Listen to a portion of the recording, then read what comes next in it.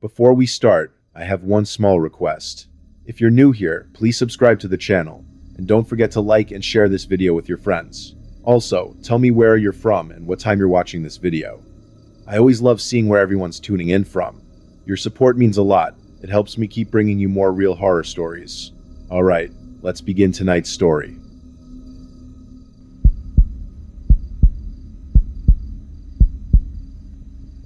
I was driving a long route to deliver the last pizza for the night, well into the early morning hours, around 2 a.m. I live in a small town, working for a local pizza place, one of the only spots that offers delivery. Since most of the town is spread out, the road I was on was a quiet back road that cut from one side of town to the other without any traffic lights or crossings.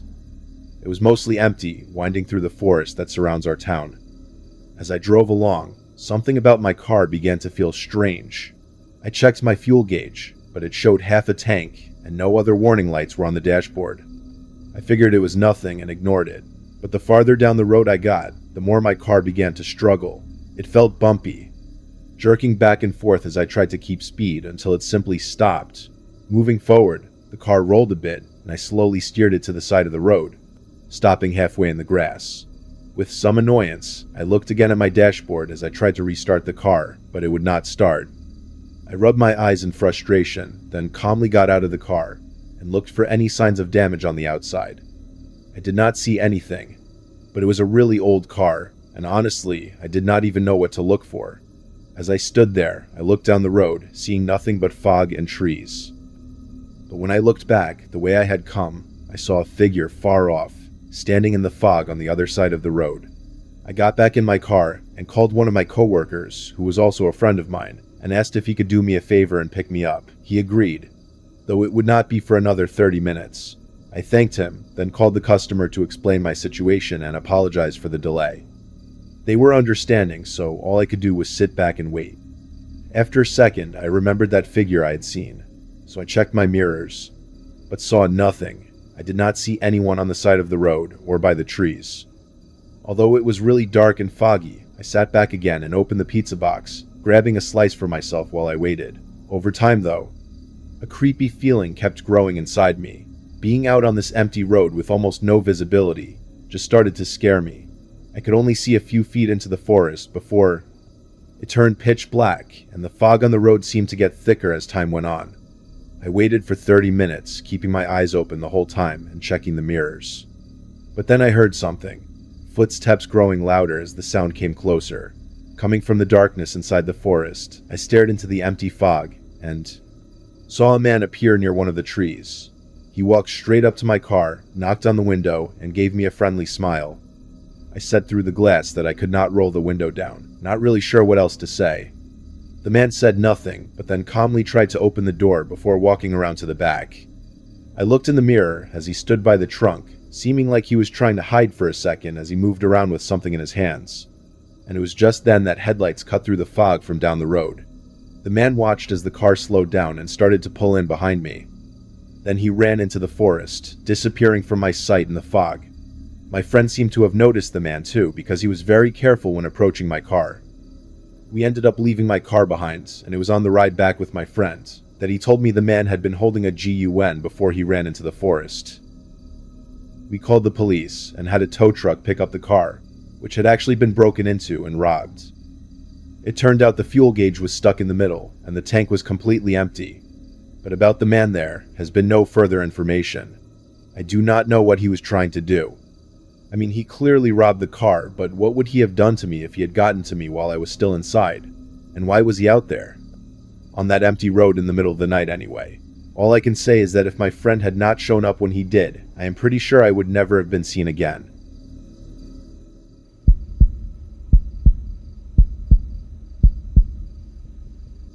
I worked at a local pizza and ice cream place in my town about 2 years ago. While taking online college classes, I do not think anyone really wants to work at a pizza and ice cream shop, let alone any fast food place. But they were flexible with my schedule because of my weekday schoolwork. I worked 3 days a week, Friday, Saturday, and Sunday. All of them were closing shifts. As the delivery driver, I'm sure you know how it works. But I basically waited in the store for orders to come in, then delivered one or two at a time. Our pizza and ice cream shop was not always busy. I spent most of my time hanging out in the back and talking with my coworkers, just waiting for the night to end. Just past 11 p.m., a call came in. My coworker took it, made the order, then quickly put it in the oven. A few minutes later, I was grabbing it for delivery. The address was a normal 10-minute drive, in a neighborhood of medium-sized homes. I pulled into their driveway, grabbed the pizza, and walked up to the front door. I was about to ring the doorbell when I noticed a piece of paper taped to the door. On it was a handwritten note that said, "Do not knock or use doorbell." I read it several times, thinking it meant I should do one or the other, but no. It clearly said not to do either. It was a fresh sheet of paper too, so I knew the sign was meant for me. But what was I supposed to do? I pulled out my phone and called the number on the order. It rang once. Then I heard a ringtone coming from inside the house. It was quiet and muffled, probably coming from the back somewhere, but after just a few rings, it stopped. I looked down at my phone. The call had been rejected. Strangely, though, I did not hear anyone, or see any movement in the windows. I leaned in closer to the door to listen better. It was silent, no sounds at all, until suddenly, loud footsteps came running down the stairs, shaking the whole house and heading straight to the front door. I stepped back and tried to act normal, but the sudden noise had startled me. A few seconds passed and the door did not open, but I knew someone was right on the other side. I figured he was looking at me through the peephole, and that made me even more uneasy. I do not know if it was everything happening or just a gut feeling, but something told me this was wrong. Looking around, the whole neighborhood was dark, with only a few lights on in the entire street, which made my feeling worse. Then the door swung open. "I have your pizza here from Crust and Cone," I said.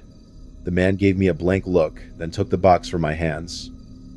Right after a loud thump came from the hallway inside the house. I looked past him, but the house was too dark to see anything. And just a moment later, the door slammed in my face. I heard him lock it, then quickly run down the hallway, and then everything was quiet again. I waited for a minute and listened. But after hearing nothing more, I walked back to my car and drove away. I parked in a nearby store lot and called the police to do a wellness check on that house. I was not sure about anything, but I did not want to risk staying silent.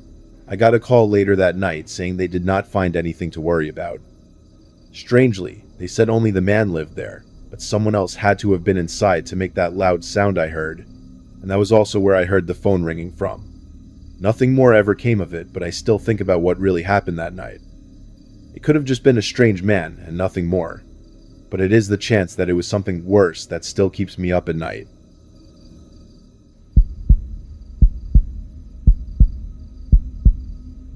My first job this year as a delivery worker for Crust and Cone Pizzeria.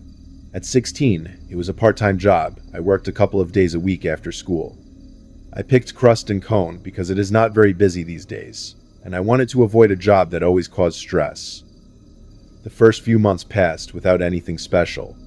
It was a boring, same everyday job that made most shifts easy to forget. But then I had one night I will never forget. It was a Friday, and we got an order just before closing.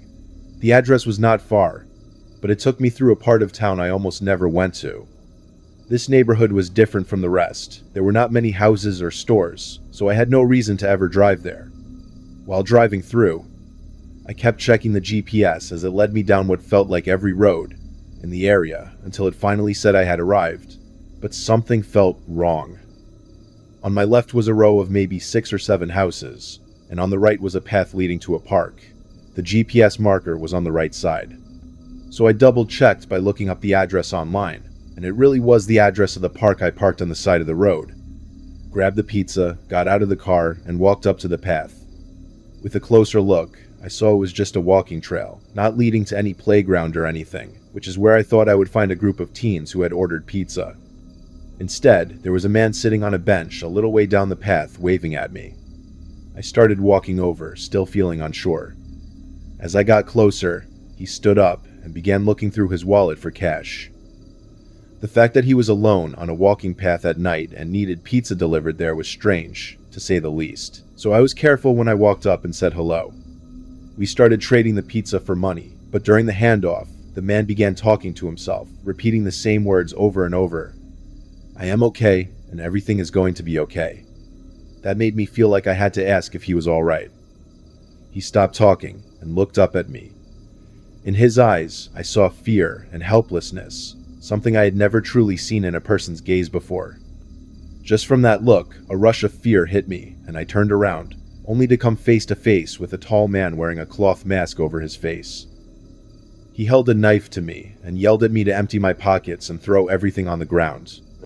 I did what he said right away and only got more scared when he started pushing both me and the man from the bench off the path and into the woods, leaving everything on the ground and showing no interest in any of it. We walked for a few minutes, going deep into the woods, far enough that we could no longer see the light from the path. Then the man next to me suddenly pushed me to the ground and started running the other way.